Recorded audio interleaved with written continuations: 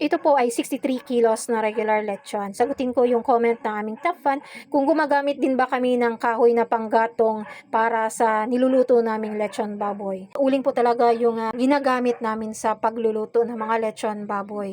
At gumagamit po kami ng kahoy kapag nagkulang yung dalang uling ng aming customer. At isa din yung hindi maganda yung klase ng mga uling.